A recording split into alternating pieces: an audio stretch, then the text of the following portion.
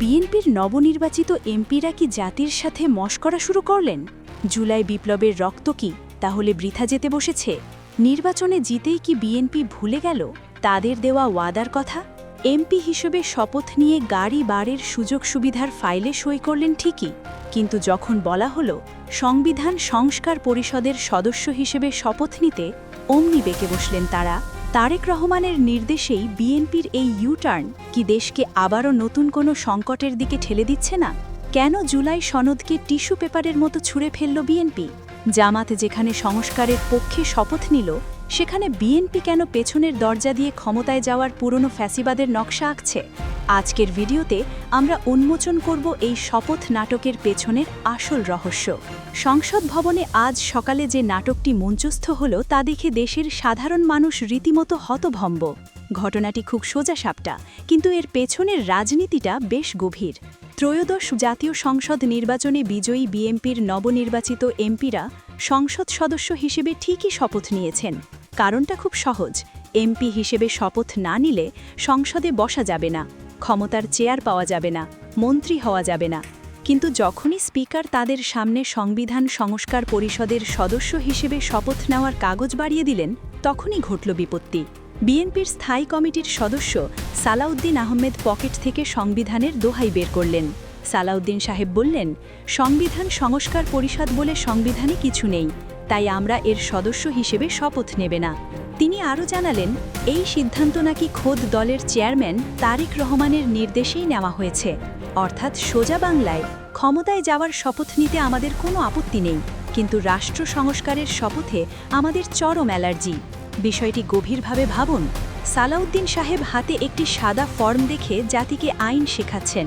বলছেন সংবিধান সংস্কার পরিষদ গঠিত হলে সেটা আগে সংসদে পাশ হতে হবে, তারপর শপথ। সংবিধানের তৃতীয় তফসিলে নাকি এই শপথের কথা নেই। খুব ভালো কথা, সংবিধানের প্রতি আপনাদের এত দরদ দেখে চোখে পানি চলে আসার জোগাড়। কিন্তু প্রশ্ন হলো, সংবিধানের দোহাই যদি দিতেই হয়, তবে এই নির্বাচনটা বা হলো কোন সংবিধানে? ডাক্তার ইউনূসের নেতৃত্বে যে অন্তর্বর্তীকালীন সরকার বর্তমানে দেশ চালাচ্ছে, যাদের হাতে, যাদের অধীনে আপনারা নির্বাচন করে আজ এমপি হলেন, সংবিধানের কোন পাতায় এই সরকারের কথা লেখা আছে? সংবিধানের দোহাই দিয়ে তো শেখ হাসিনাই এখনও বাংলাদেশের প্রধানমন্ত্রী। যখন গণ অভ্যুত্থানের ম্যান্ডেট নিয়ে সংবিধানের বাইরে গিয়ে সরকার গঠিত হলো, তখন আপনারা চুপ ছিলেন, কারণ তখন ক্ষমতার হালুয়া রুটির ভাগ দরকার ছিল। আর আজ যখন রাষ্ট্রকে মেরামত করার সময় এসেছে, তখন আপনারা সংবিধানের চিপাগড়ি খুঁজছেন। এই দ্বিমুখী আচরণ কি দেশের মানুষ বোঝে না? সবচেয়ে বড় ভণ্ডামিটা কোথায় হয়েছে জানেন? জুলাই সনদে। নির্বাচনের আগে বিএনপি নেতারা হাসি মুখে এই জুলাই সনদে স্বাক্ষর করেছিলেন।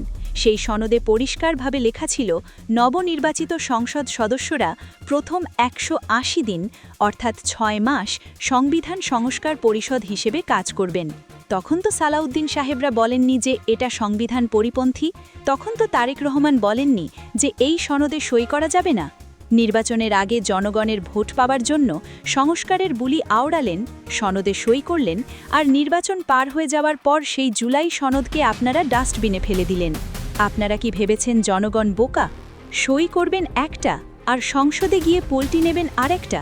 2026 সালে দাঁড়িয়ে এই মানধাতা আমলের পলিটিক্স আর চলবে না। গত 12 ফেব্রুয়ারি নির্বাচনে দেশের মানুষ গণভোটে কি রায় দিয়েছে তা আপনারা দেখেছেন। 68% মানুষ হ্যাঁ ভোট দিয়ে রাষ্ট্র সংস্কারের পক্ষে রায় দিয়েছে, আর আপনারা নির্বাচনে ভোট পেয়েছেন 50%। অর্থাৎ আপনাদের দলীয় ভোটের চেয়েও রাষ্ট্র সংস্কারের পক্ষে জনগণের ম্যান্ডেট অনেক বেশি শক্তিশালী। জনগণ পরিষ্কার বার্তা দিয়েছে, তারা আর এককেন্দ্রিক স্বৈরাচারী শাসন চায় না, তারা দ্বিকক্ষ বিশিষ্ট সংসদ চায়, তারা ক্ষমতার ভারসাম্য চায়। কিন্তু বিএনপি কি করল?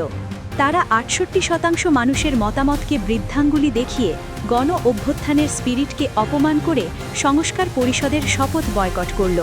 এর মাধ্যমে বিএনপি প্রমাণ করে দিল, জনগণের ম্যান্ডেটের চেয়ে তাদের কাছে দলের সংকীর্ণ স্বার্থ অনেক বড়। তারা মুখে গণতন্ত্রের কথা বললেও অন্তরে সেই পুরনো বাকশালী কায়দায় দেশ চালাতে চায়। এখন প্রশ্ন হল, বিএনপি কেন এই সংস্কার চাচ্ছে না?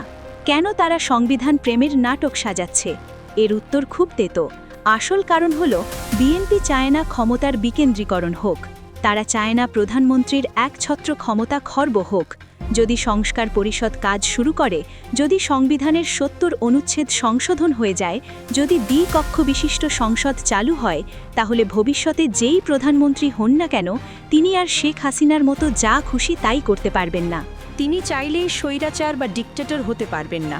বিএনপির এই শপথ না নেওয়ার আসল উদ্দেশ্য হল হাসিনা যে স্বৈরাচারী কাঠামো তৈরি করে গেছেন সেই কাঠামোটিকেই তারা ব্যবহার করতে চায়। তারা চায় পুলিশ, প্রশাসন, বিচার বিভাগ সব তাদের হাতের মুঠোয় থাকুক।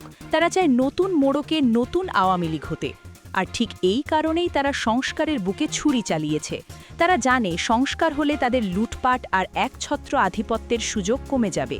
সালাউদ্দিন সাহেব যে আইনি ব্যাখ্যা দিলেন তা আসলে ঘোড়ার আগে গাড়ি জোড়ার মতো একটা খোড়া যুক্তি। তিনি বলছেন আগে সংসদে আইন পাশ হোক, তারপর শপথ। আরে ভাই, আপনারা যদি সংস্কার পরিষদে নাই বসেন, শপথই না নেন, তাহলে সংস্কারের খসড়াটা তৈরি করবে কে? আইনটা পাশ করবে কে? এটা আসলে কিছুই না। এটা হলো ডিপ স্টেট এবং কিছু সুবিধাবাদী আমলার বুদ্ধিতে খেলা একটি আইনি প্যাচ। বিএনপি ভাবছে এই প্যাচ খেলে তারা জিতে যাবে। তারা কিন্তু বুঝতে পারছে না তারা আসলে নিজেদের পায়ে কুড়াল মারল। এবার আসুন দেখি অন্যরা কি করল। বিএনপির এই বয়কটের বিপরীতে জামাতি ইসলামী এবং তাদের মিত্ররা কিন্তু ঠিকই জুলাই সংসদের প্রতি সম্মান দেখিয়েছেন। তারা সংবিধান সংস্কার পরিষদের সদস্য হিসেবে শপথ নিয়েছে। তারা গণমানুষের রায়ের প্রতি শ্রদ্ধা জানিয়েছে। এর ফলে রাজনীতিতে এখন এটা স্পষ্ট বিভাজন তৈরি হলো। একদিকে থাকলো বিএনপি, যারা পুরনো পচা গলা সিস্টেম টিকিয়ে রাখতে চায়, আর অন্যদিকে থাকলো জামাত ও তরুণ সমাজ, যারা সত্যিকার অর্থে একটি নতুন বাংলাদেশ করতে চায়। বিএনপির এই একটি ভুল সিদ্ধান্ত তরুণ প্রজন্ম এবং জুলাই বিপ্লবের যোদ্ধাদের তাদের প্রতিপক্ষ বানিয়ে দিল। বিএনপি হয়তো ভাবছে তারা ৫০% ভোট পেয়েছে, তাদের ছাড়া কিছু হবে না। কিন্তু তারা ভুলে যাচ্ছে আজকের এই বাংলাদেশ আর ১০ বছর আগের বাংলাদেশ এক নয়। যে তরুণরা বুকের রক্ত দিয়ে হাসিনাকে পালাতে বাধ্য করেছে, তারা আপনাদের এই ভণ্ডামি মেনে নেবে না। বিএনপি কি তবে জামাত নেতৃত্বাধীন জোটের এই অবস্থান সহজে মেনে নেবে? একদমই না। শুধুই চেয়ারে বসে থাকার জন্য জামাত সংসদে যায়নি। তারা মনে করে সংস্কারবিহীন এই সংসদ অর্থহীন। যে সংসদ ফ্যাসিবাদী ব্যবস্থা ভাঙতে পারবে না, সে সংসদে গিয়ে শুধু টেবিল চাপড়ানো আর ওয়াকআউট করা ছাড়া কোনো কাজ নেই। বিএনপি এখন সংসদে গিয়ে যদি সেই পুরনো কায়দায় বিরোধী দলকে দমন করার চেষ্টা করে, তবে রাজপথ আবার উত্তপ্ত হবে। এখানেই আসল ভয়ের কারণ। দেশকে আবারও একটি সংঘাতের দিকে যাচ্ছে। বিএনপি যখন সংসদ অকার্যকর করার চেষ্টা করবে, তখন জামাত এবং এনসিপি, জাতীয় নাগরিক পার্টি, তাদের সংস্কারের দাবি আদায়ে রাজপথে নামবে। আর সরকারে থাকা বিএনপি তখন পুলিশ আর প্রশাসন দিয়ে তাদের দমন করার চেষ্টা করবে। অর্থাৎ আবার সেই মারামারি, আবার সেই রক্তপাত, আবার সেই টিয়ার শেল। জুলাইয়ের ক্ষত এখনও শুকোয়নি। এর মধ্যেই বিএনপি দেশটাকে আরেকটা গৃহযুদ্ধের দিকে ঠেলে দিচ্ছে বলে অভিমত বিশ্লেষকদের। এটা কি বিএনপির রাজনৈতিক বোকামি নাকি সুলুর প্রসারী কোনো ব্লুপ্রিন্ট, সেটাও ভাবার বিষয়। বিএনপি কি জোর করে একটা অস্থিতিশীল পরিস্থিতি তৈরি করতে চাইছে? তাদের মাথায় এখন ২/৩ মেজরিটি অহংকার কাজ করছে। তারা ভাবছে পুলিশ প্রশাসন হাতে থাকলে তারা যে কোনো আন্দোলন গুঁড়িয়ে দিতে পারবে। তারা চাইছে দেশে একটা নিয়ন্ত্রিত অস্থিতিশীলতা থাকুক, যাতে আইন শৃঙ্খলা রক্ষার অজুহাতে তারা বিরোধীদের পেটাতে পারে এবং নিজেদের ক্ষমতা পোক্ত করতে পারে। ডিপ স্টেট বা গভীর রাষ্ট্র ঠিক এই জিনিসটাই চাইছে।